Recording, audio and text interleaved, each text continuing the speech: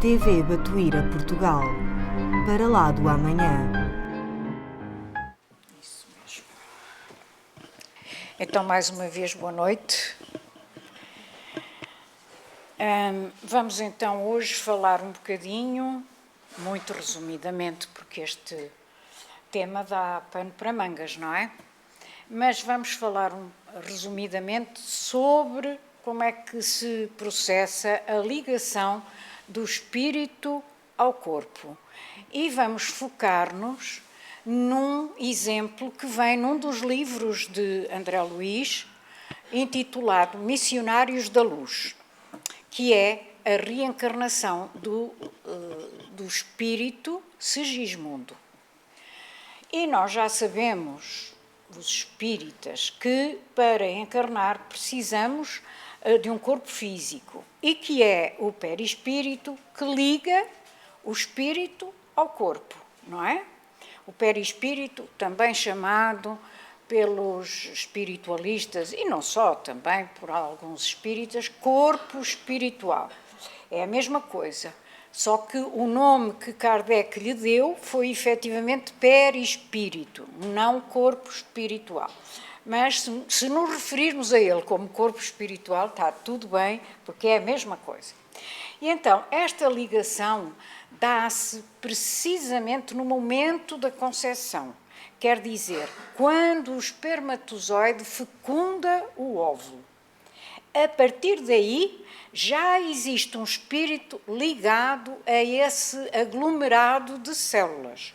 Logo, é preciso dizermos que, quando se dá essa ligação, o perispírito já não tem, efetivamente, a forma que tinha quando estava no lado lá, quando estava no mundo espiritual. E também dizer-vos ainda que, tal como todos os pormenores da nova encarnação são previamente preparados, a ligação do espírito ao corpo também o é.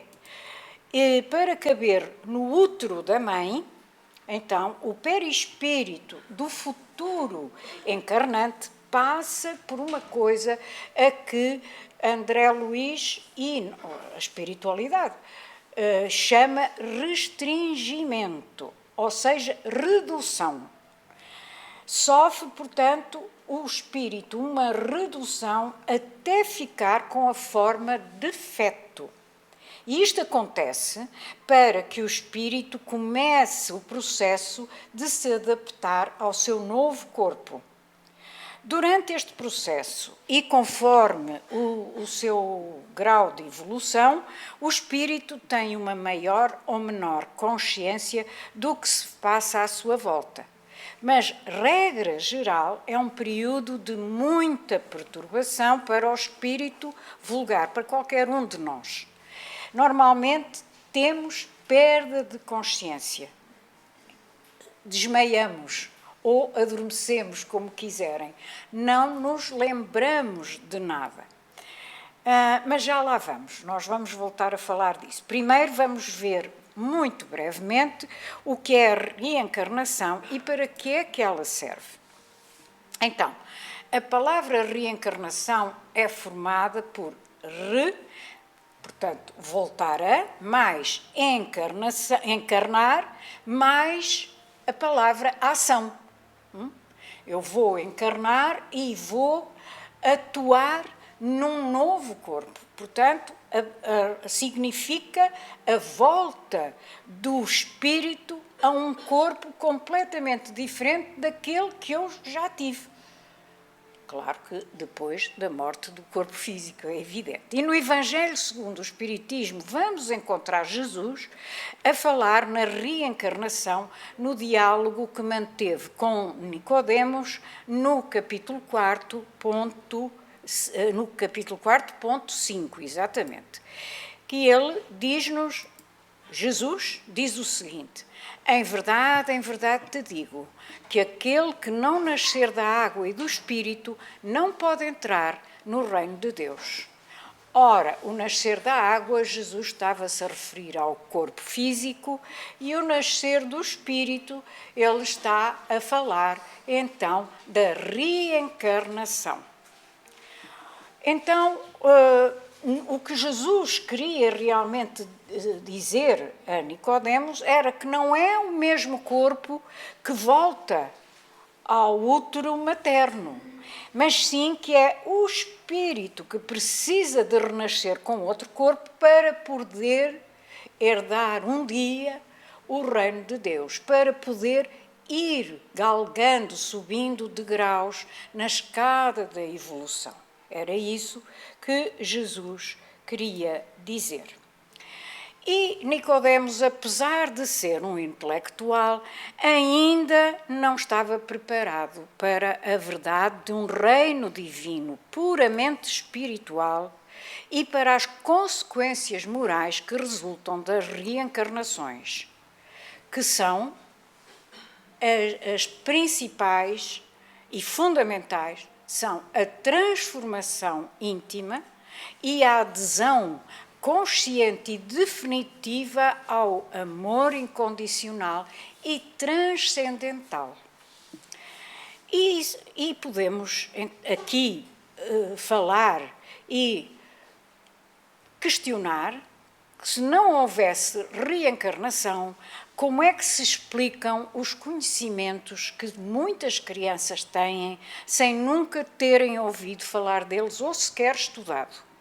As chamadas crianças prodígio são aquelas que, com pouquíssima idade, têm conhecimentos considerados inexplicáveis pela ciência atual.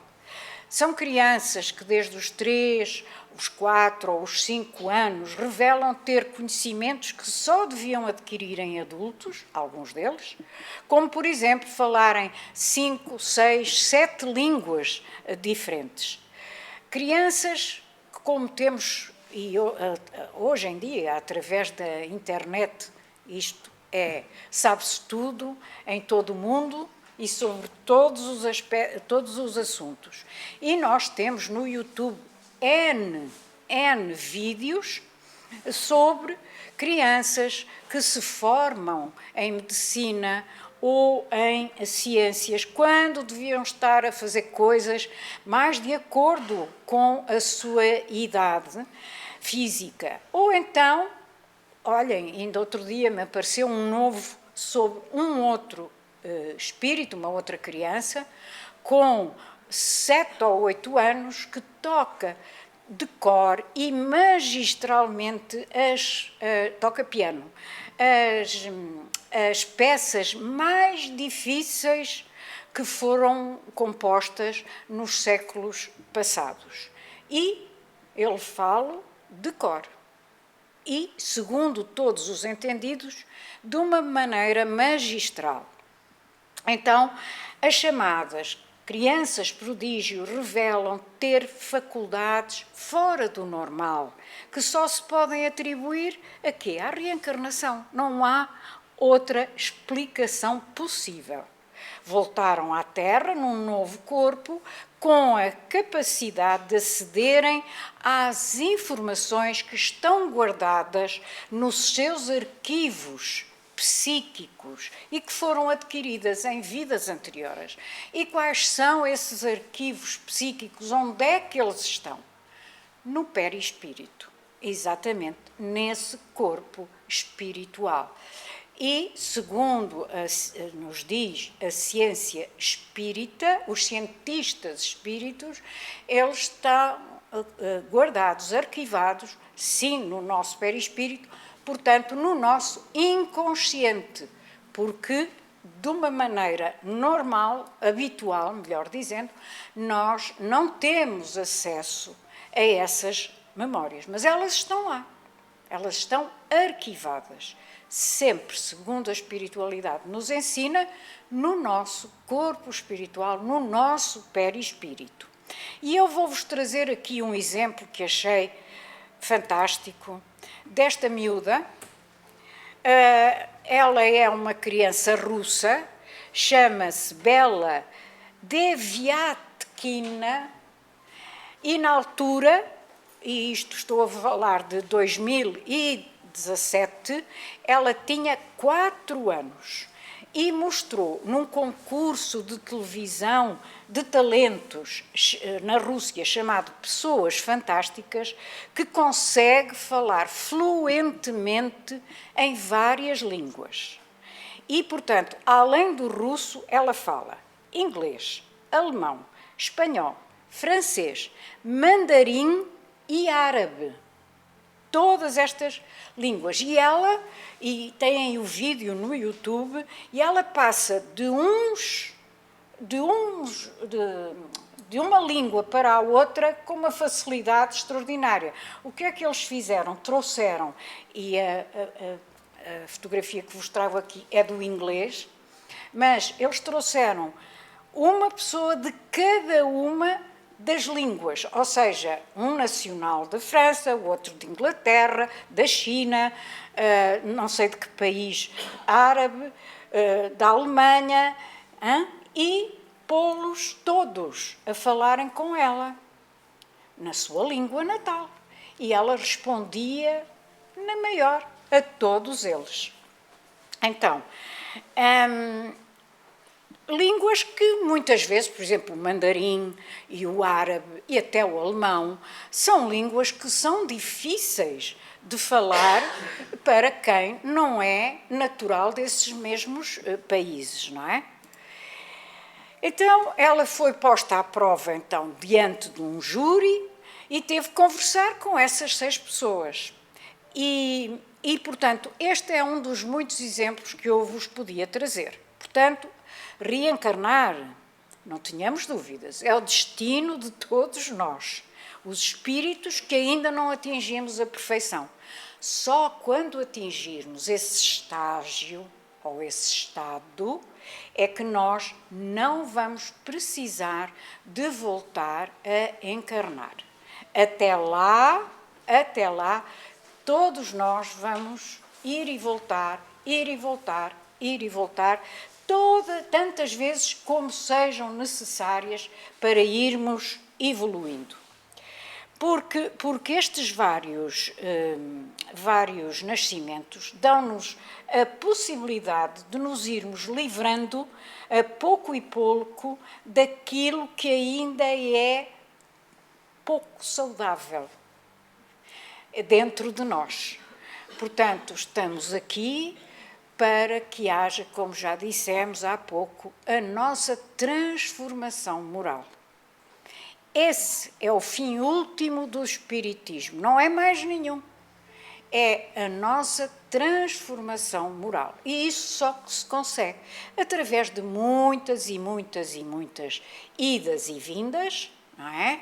Até que em cada uma das encarnações nós vamos limando algumas das nossas arestas, porque de momento temos imensas. Uns mais de uma maneira, outros mais de outra, mas as arestas que ainda mostramos do lado lá são muitas. Então, portanto, na Gênese, Kardec vai-nos dizer o seguinte: o princípio da reencarnação é uma consequência da lei do progresso. Cá está. Nós vimos encarnar para progredir.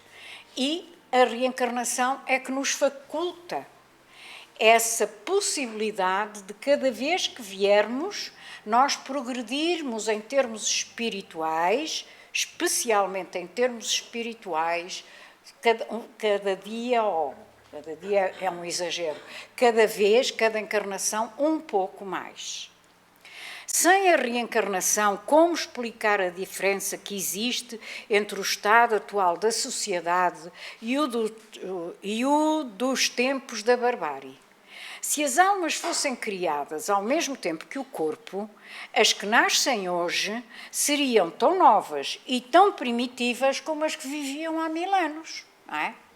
Ele é muito lógico, muito racional, Kardec, explica tudo extraordinariamente bem e com poucas palavras. Ele sintetiza tudo muito bem.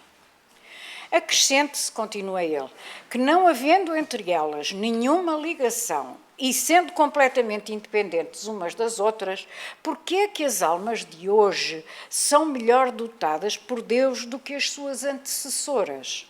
Porque é que compreendem tudo melhor? Porque é que têm instintos mais depurados e costumes mais suaves? Porque é que têm a intuição de certas coisas sem que as tenham aprendido? E a certa altura ele vai por aí expondo mais perguntas e a certa altura dá a resposta. Porque as almas de agora já viveram e progrediram. Em cada nova existência trouxeram o que adquiriram nas existências anteriores, o que significa que as almas dos tempos civilizados se aperfeiçoaram a si mesmas com o tempo. E o tempo realmente vamos ver que é um fator essencial para o nosso progresso, para a nossa evolução. Então vamos agora ver como é que se processam realmente as reencarnações. E podemos perguntar-nos, há planeamento, há diretrizes, há escolhas? E a resposta é sim, há tudo isso. Há diretrizes, há planeamento e há escolhas que nós fazemos. E todas as pessoas têm esta liberdade? Como vamos ver, depende do seu grau evolutivo, mas podemos dizer que, em termos gerais, e para a maioria daqueles que estamos encarnados aqui na Terra, sim, nós já podemos fazer um planeamento, são-nos dadas algumas X diretrizes e X escolhas, e nós podemos seguir essas diretrizes e fazer essas escolhas. É disto mesmo que vamos falar então agora um pouco no livro que eu já mencionei. André Luiz escreveu, e é o terceiro da sua coleção, da sua série, que é então o Missionários da Luz.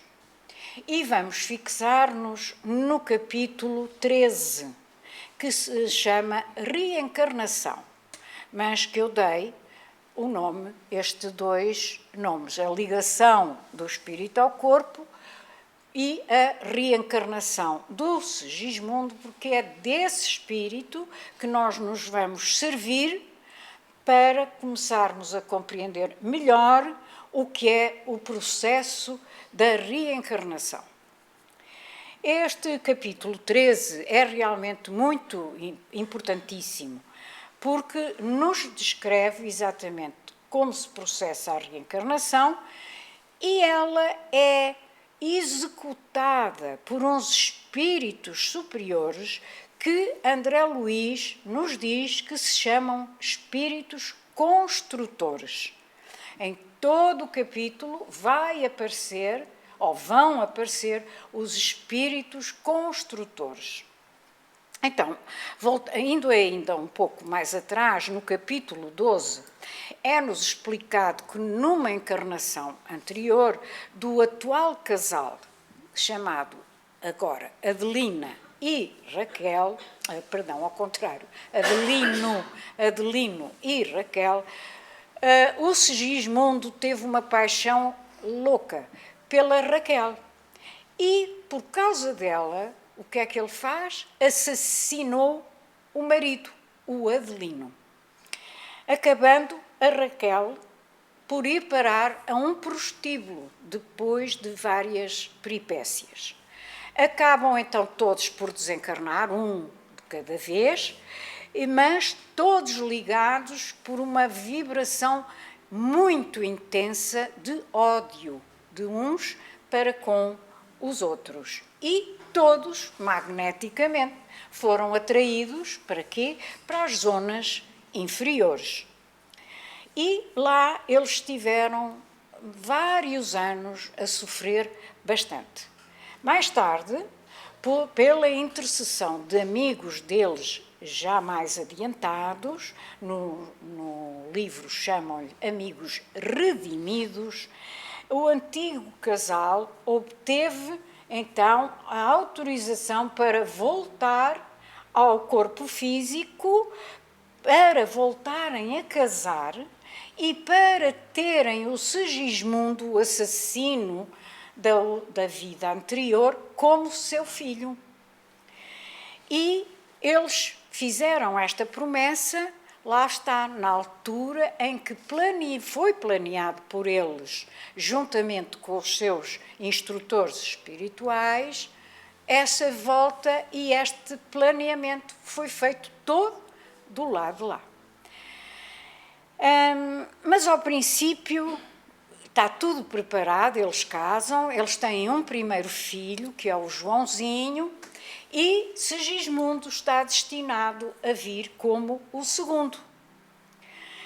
E antes do Segismundo se unir, se haver a ligação, o que é que acontece?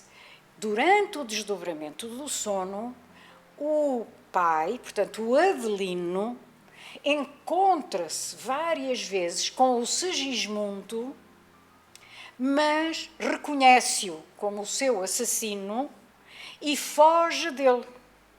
Sempre. Foge dele e não quer de maneira nenhuma, nem sequer saber nada do que ele lhe possa dizer, porque ele, no fundo, tem medo dele.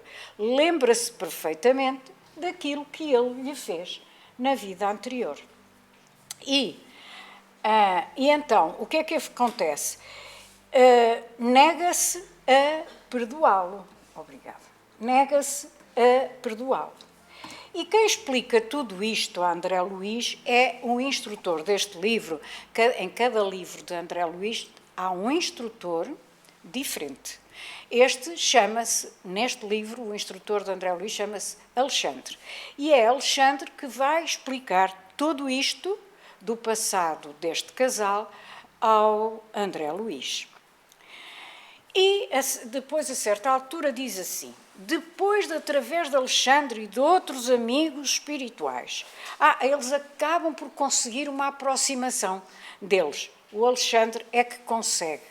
Se conseguir que haja uma aproximação entre o assassino e o assassinado, isto é, entre Adelino, o futuro pai, e Segismundo, o futuro filho, André Luiz pede a Alexandre para assistir ao processo da reencarnação do Segismundo, isto é, ao processo de ligação, da união do corpo espiritual ao corpo físico. E Alexandre acede, mas diz-lhe que primeiro precisa ter umas noções básicas de como é que tudo se processa. E assim leva-o a conhecer o quê? O Centro de Planeamento de Reencarnações, que, neste caso, está na cidade espiritual Nosso Lar. No entanto, devo dizer-vos que em todas as cidades espirituais semelhantes a Nosso Lar e que se encontram no mesmo plano evolutivo, têm todos eles um ministério ou um centro de planeamento de reencarnações. Não é apanágio só do Nosso Lar. Todas as cidades espirituais têm. Então, e depois de umas lições muito importantes e interessantes, André Luiz e o instrutor Alexandre chegam à casa de Adelino e de Raquel, à noite. Enfim, à meia-tarde. Herculano, que é o amigo espiritual do Segismundo e que foi quem veio pedir auxílio, ajuda ao Alexandre, trouxe então o Segismundo para a aproximação ao casal, ao Adelino e à Raquel, e ele estava então agora à espera deles à porta da casa do Adelino e da Raquel. Aproximam-se então todos de Segismundo, que se encontrava visivelmente abatido, e Adelino e Raquel estavam a almoçar com o filho. Aproximam-se da mesa e percebem que Adelino está taciturno e que pouco fala com a mulher. Porquê? Essencialmente por causa daquilo que ele achava que eram pesadelos que ia tendo consecutivamente todas as noites. E, portanto, não lhe apetecia nada falar nem dar conversa nenhuma. Porquê? Porque a mulher queria ficar grávida. E ele estava de acordo. Mas, como ele tinha o pensamento envenenado com o sentimento ainda de pavor, de medo e, no fundo, de ódio para com o Segismundo, o que é que acontecia? Ele destruía, segundo é contado no livro, as substâncias da hereditariedade. E, portanto, ela não conseguia engravidar. Mas Alexandre, nessa altura, diz a André Luís e também a Herculano, o amigo espiritual do Segismundo, que ele, Alexandre, doravante, daqui em diante, vai emitir forças magnéticas protetoras dos elementos destinados ao serviço elevado da procriação. Atenção, olhem a seriedade que eles dão ao sexo e o que eles chamam à procriação. Serviço elevado. Não é um serviço qualquer, é elevado. Há um livro também de André Luís, muito interessante. Um é de Emmanuel, o Vida e Sexo, e outro é do André Luís, Sexo e Destino. E eu, aqueles que, enfim, têm menos conhecimentos da doutrina, aconselhava a ler estes dois livros, toda a gente, para ficarem com uma noção muito mais clara do respeito que todos nós devemos ter pelo sexo. Então, ele não conseguia falar com a mulher, porque andava realmente preocupadíssimo, perturbadíssimo, e então o que é que o Alexandre faz? O Alexandre, o instrutor de André Luís, dá um passe no filho, no Joãozinho, para, segundo ele conta, e eu pus aqui exatamente o que está no livro, para lhe despertar o interesse para a conversa dos pais, a fim de conseguir, com as suas perguntas infantis, melhorar o clima entre o casal. E então o Joãozinho vai perguntar porque é que o pai está tão calado e tão triste. E ele dá uma resposta assim, meia sem dar grande importância, e o filho diz: mas, papai, se você vier hoje para orar junto comigo e com a mamã, quando eu me deitar, vai ficar muito melhor. E ele fica então muito comovido com estas palavras que foram intuídas pelo Alexandre, não é, ao Joãozinho, e exatamente ele vai vir então mais cedo à noite para orarem os três juntos ao deitar o Joãozinho. Então, à noite, o casal segue com atenção a prece proferida com emoção infantil pelo Joãozinho.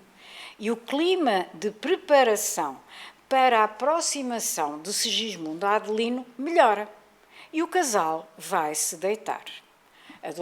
Adormecem e, nessa altura, imediatamente, como todos nós, há o desprendimento do nosso perispírito, do nosso corpo espiritual. E vocês veem aqui, na imagem, eles deitados na cama e depois, seguros, digamos assim, ao corpo físico, pelo cordão de prata, eles saem do corpo. Ela vai imediatamente ter com a avó, porque ela tinha uma grande afinidade com a avó. Ela vai ter com a avó materna. E o Adelino continua a vaguear pelo quarto, angustiado e espavorido, pois só consegue ver Segismundo, a quem continua ligado pelas forças do ódio. E então Adelino apavora-se, e nós mostramos aqui, ao ver Segismundo. Mas Alexandre interfere, lançando raios magnéticos tranquilizantes sobre ele.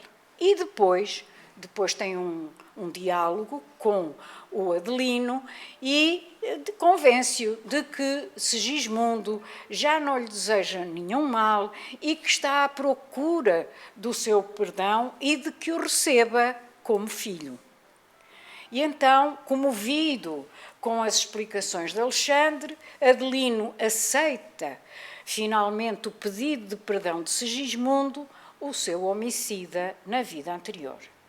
E conta-nos André Luiz que, nesse momento, se dissiparam as espessas nuvens de ódio que escureciam o seu perispírito, do Adelino, e que escondiam a sua condição de espírito elevado e nobre.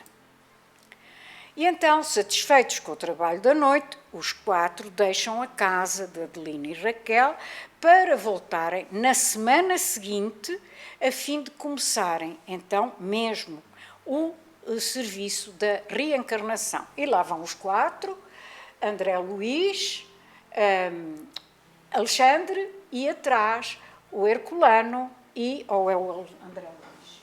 Não, é André Luiz, Herculano, Alexandre e Segismundo. E vão os 4 para o mundo espiritual. Agora, na véspera da ligação de Segismundo ao corpo físico, André Luiz e Alexandre voltam e encontram-se com Herculano e Segismundo, que aqui já estão acompanhados pelos espíritos construtores que vão cooperar na sua forma fetal. E então, com a assistência dos espíritos construtores, Alexandre examinou os mapas dos cromossomas planeados de Adelino, dizendo a André Luiz: estou a examinar a geografia dos genes nas estrias dos cromossomas para me certificar até onde podemos colaborar com recursos magnéticos na organização das propriedades hereditárias do nosso amigo Segismundo. Ou seja, quando nos falam de que é tudo herdado dos nossos pais, não é assim. Por exemplo, estou-me a lembrar neste momento, hoje em dia, a ciência gosta muito de apregoar que se uma pessoa tem um cancro e se a mãe também já teve um cancro, o cancro que essa pessoa tem é herdado da sua mãe. É errado, não é nada disso. Todas as doenças graves que todos nós temos são herdadas de nós próprios. Para aí não existe nada de hereditariedade. A hereditariedade existe para a cor dos olhos, para a cor da pele, para a cor do cabelo, para a altura, etc. Só nesse campo. De resto, campo realmente que seja fundamental e grave na nossa vida é produto de tudo aquilo que nós fizemos no nosso passado. Os nossos pais não têm nada a ver com isso. Tá?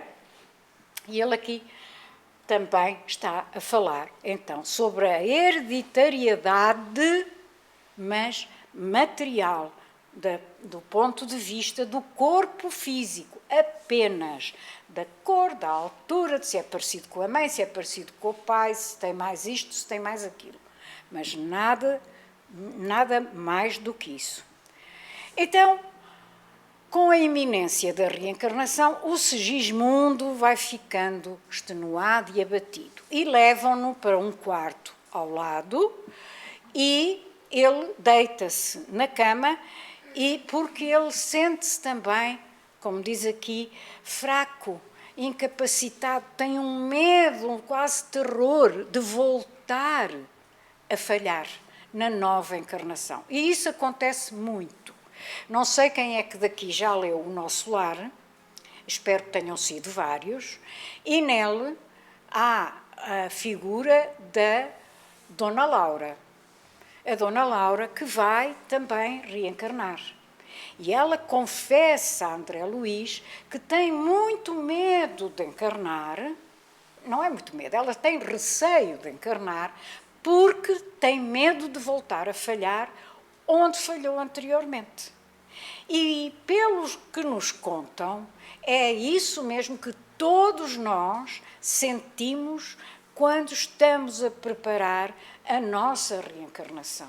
O que nós não queremos é voltar a falhar, a errar onde falhámos anteriormente, não é? Lá está, para irmos evoluindo mais. E por isso temos receio do lado de lá. E é o que acontece também aqui ao Segismundo. Ele está com receio daquilo, da próxima encarnação, com medo de falhar. Mas ali, nesta altura, o que é que acontece? Há o incentivo do mundo espiritual, do Alexandre, do seu próprio guia, amigo espiritual, que é o Herculano, e até o André Luís também mete a sua colherada e ele começa a sentir-se mais reconfortado, principalmente com a promessa deles os três, de que mesmo quando ele estiver encarnado, eles vão continuar a colaborar com ele através da intuição. E então ele fica bastante mais sossegado. E então é nessa altura que os espíritos construtores iniciam o processo de magnetização do corpo perispiritual de Segismundo. E o que é que eles lhe dizem? Dizem, principalmente Alexandre, que se veja a ficar mais pequeno, que pense que está a ficar mais pequeno. E, efetivamente, é isso que começa a acontecer à medida que o seu perispírito, e o desenho mostra isso bem, à medida que ele vai ficando mais pequenino, ele também, ao mesmo tempo, vai perdendo a lucidez e, diz o livro, que parecia estar cada vez menos consciente. E é nessa altura, então, que Alexandre lhe vai dizer aquilo que eu já vos disse, que mentalizasse a sua forma fetal, ou seja, que ele se mentalizasse como realmente um feto pequenino. E depois disto acontecer, estavam ali vários espíritos, entre eles o Adelino, a Raquel e a avó da Raquel, e Alexandre o que faz é vai pôr a forma fetal de Segismundo nos braços da avó da Raquel para que seja esta que a entregue à neta. Depois de uma prece de Adelino, porque Alexandre diz que ele faça uma prece, e sob o influxo das energias sublimes dos espíritos superiores, Raquel recebe o espírito de Segismundo das mãos da avó. Adelino abraça-a eternamente e Segismundo, na sua forma infantil, já se estava a ligar fortemente à Raquel, à sua futura mãe, tornando-se alma da sua alma e logo a seguir ia tornar-se carne da sua carne.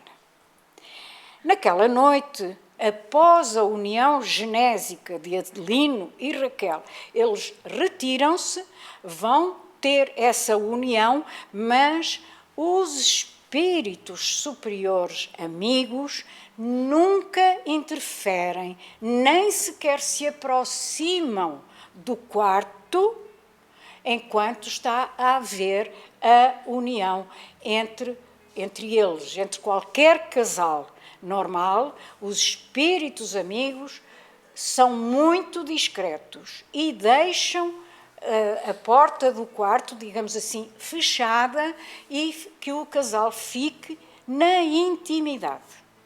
Então, mas depois disso, então eles chegam ao pé do casal, à cama, e ele, Alexandre, magneticamente, vai analisar, diz ele, a corrida dos espermatozoides em direção ao óvulo e, após verificar as disposições cromossomáticas dos milhões de espermatozoides, sintoniza com o seu potencial magnético aquele que é mais apto para organizar o corpo planeado de Segismundo. Esta parte é importantíssima.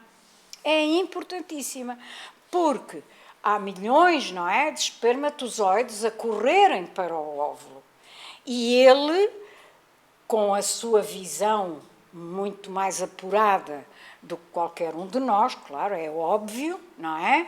Ele vai escolher um apenas, que seja o adequado para que no futuro, na futura encarnação, Segismundo consiga fazer tudo aquilo que se propôs no mundo espiritual, ou seja, o seu planeamento que possa ter êxito.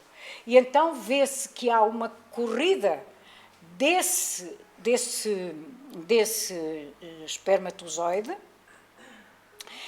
e ele diz aqui, eu copiei do livro, ao dispor desta energia adicional sobre os outros, o espermatozoide magnetizado chega primeiro ao alvo, rompe a cutícula e penetra no óvulo, levando pouco mais de 4 minutos para chegar ao núcleo deste mesmo óvulo. E ainda sob o influxo magnético dos construtores espirituais, a forma reduzida, isto é, restringida, de Segismundo vai ser, por eles, ajustada ao útero materno, acabando assim, diz ele, a operação inicial de ligação ao processo reencarnatório. E vamos então sintetizar aqui em 10 pontos o processo de redução do perispírito, que é fundamental. Então, aqui está. Então, primeiro, Alexandre e os espíritos construtores começaram a magnetização do corpo espiritual do Segismundo. 2. A pouco e pouco, o Segismundo foi se tornando menos lúcido. 3. O instrutor Alexandre pediu a Segismundo que mentalizasse a sua forma fetal. 4. Sob o influxo magnético, o corpo perispiritual de Segismundo tornou-se reduzido. 5. Penetraram num quarto onde, após o ato sexual, Adelino e Raquel repousavam sob a bênção do sono. 6. Alexandre, indicando os órgãos geradores de Raquel, fez incidir sobre eles a sua luz. 7. Identificou o espermatozoide mais apto e fixou nele o seu potencial magnético com uma poderosa onda mental. 8. O espermatozoide adquiriu uma nova energia e avançou disparado em direção ao óvulo, fecundando-o. 9. Alexandre ajustou o óvulo fecundado à forma reduzida de Segismundo, que já interpenetrava o perispírito de Raquel. E 10. Depois de uma prolongada aplicação magnética, a ligação de Segismundo à matéria tinha acabado. Ora bem, isto é o que acontece com a enorme maioria de todos nós. Este é, embora todos os processos reencarnatórios possam diferir num pormenor ou noutro, cada um de nós, regra geral, podemos dizer que são os passos da reencarnação. Vamos agora ao Livro dos Espíritos, porque Kardec também se preocupou com o assunto. E na pergunta 344 perguntou quando se dá a ligação da alma ao corpo. E eles responderam: a união da alma ao corpo começa na concepção, como acabamos de ver, e completa-se por ocasião do nascimento. Mais à frente, na 351, ele diz assim: a partir da concepção, o espírito começa a ser tomado pela perturbação que o avisa de que soou o momento de começar uma nova existência corporal. Esta perturbação cresce continuamente até ao seu nascimento. No intervalo, o seu estado é quase idêntico ao de um espírito encarnado durante o sono. E Kardec volta a referir-se ao tema no seu último livro intitulado, como nós sabemos, ou alguns sabemos pelo menos, a Gênese. E diz ele a certa altura, no capítulo 11, no ponto 18, o laço fluídico que liga o espírito ao zigoto no momento da concepção vai se encurtando à medida que o gérmen se desenvolve. E durante este processo, o perispírito vai se unindo molécula a molécula ao corpo em formação, numa espécie de enraizamento, tal como uma planta ao solo. Eu sempre gostei da maneira como ele explica esta ligação. É como um enraizamento, como acontece nas plantas com a terra. Mas voltando ao missionário da luz, o instrutor Alexandre ensina-nos que o trabalho completo da reencarnação, com a plena integração do espírito reencarnante nos elementos físicos, só se verifica aos 7 anos. Mas a verdade, e nós podemos dizê-lo, é que as encarnações não são todas iguais. Os mecanismos reencarnatórios variam de acordo com o grau de evolução do espírito, pelo que a consciência do processo nem sempre está presente. E nós temos isso e vemos isso, mas hoje não vamos abordar porque nem temos tempo, nas reencarnações compulsivas, em que nós, espíritos que vamos reencarnar, não fazemos absolutamente nada. Tudo é feito apenas e só pelos amigos espirituais que projetam, planificam, planeiam a nossa vida futura. Não é? Isto também havia muito a dizer sobre isto, mas não dá tempo. Portanto, só para ficarem a saber que este tipo de reencarnação do Segismundo é aquela que, grosso modo, podemos dizer que acontece mais ou menos com todos nós. Mas depois, como eles dizem, há variações. Muitos espíritos encarnam, desencarnam e voltam a encarnar sem se aperceberem. E são espíritos que estão em zonas inferiores e que são trazidos por misericórdia de Deus para uma reencarnação, para ver se conseguem melhorar a pouco e pouco. No capítulo 28 do livro, também de André Luiz, Entre a Terra e o Céu, é-nos dito que em milhares de renascimentos, e agora estamos a falar das encarnações compulsivas, em milhares de renascimentos na Terra, os princípios embriogénicos funcionam automaticamente cada dia. A lei de causa e efeito executa-se sem necessidade de fiscalização da nossa parte. Na reencarnação, basta o magnetismo dos pais, aliado ao forte desejo daquele que regressa ao campo das formas físicas. Portanto, no mesmo capítulo, o instrutor deste livro de André Luiz, que é o ministro Clarencio, que foi quem o foi buscar ao umbral no livro O Nosso Lar, é o seu instrutor deste livro Entre a Terra e o Céu, que basicamente trata sobre os problemas da família. E, então, o ministro Clarencio esclarece a André Luiz que o útero, nesses casos, funciona como um vaso anímico de elevado poder magnético ou como um molde vivo destinado à fundição e refundição das formas. Mas estamos quase a terminar. Voltando ao capítulo 13, que foi aquele que nos trouxe hoje até aqui, do Missionários da Luz, André Luiz, a certa altura, pergunta a Alexandre: o que vimos com Segismundo é regra geral para todos os casos? E Alexandre responde-lhe logo: de modo algum. Os processos de reencarnação, tanto quanto os da morte física, diferem ao infinito, não existindo dois absolutamente iguais. As facilidades e obstáculos estão subordinados a fatores numerosos, muitas vezes relativos ao estado consciencial dos próprios interessados no regresso à crosta ou na libertação dos veículos carnais. Mas há também, e é falado ainda, das encarnações conscientes, neste mesmo capítulo. Há companheiros, continua Alexandre, de grande elevação, que ao reencarnarem quase dispensam o nosso concurso.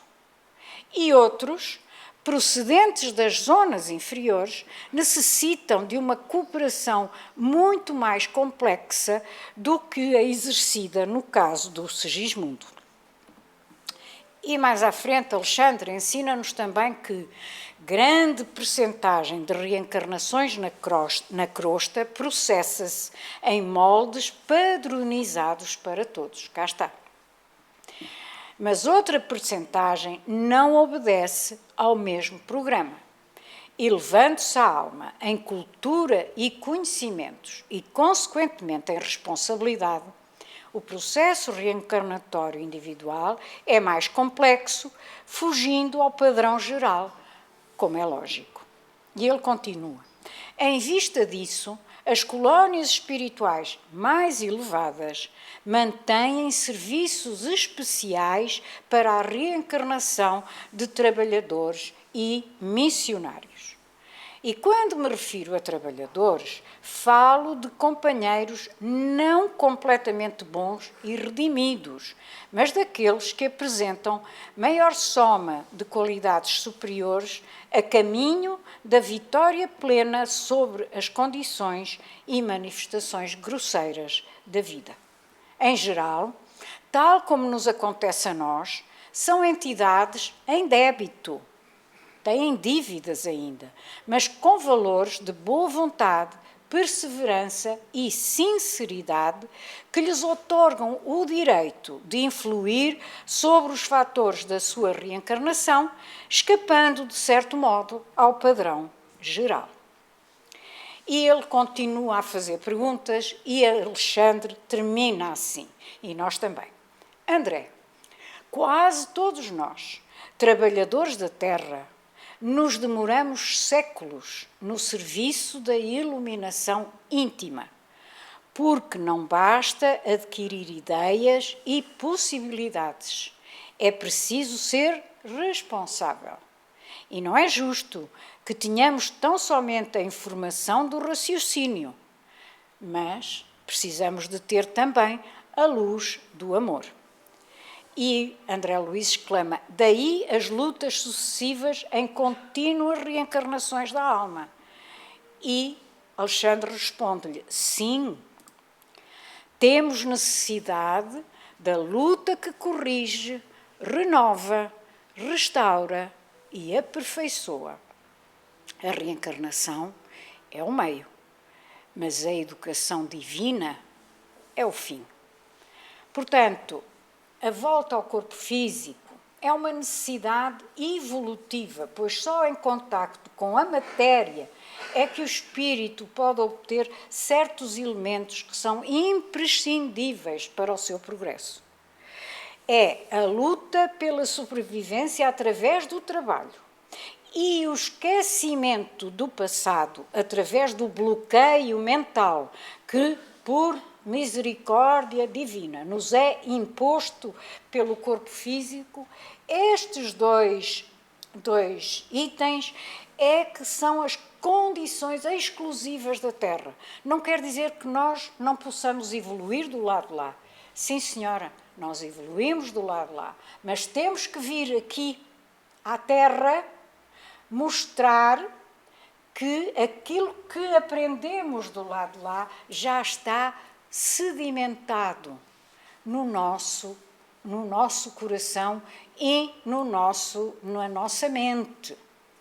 E aí sim, é assim que se vai dando a evolução. E, portanto, são também estas duas coisas essenciais para a aquisição de determinados valores, sem os quais é impossível subirmos a novos patamares evolutivos. E pronto, por esta noite é tudo. Roubei-vos aqui 3 minutos, peço desculpa. Muito obrigada pela vossa atenção e muita paz. TV Batuíra Portugal. Para lá do amanhã.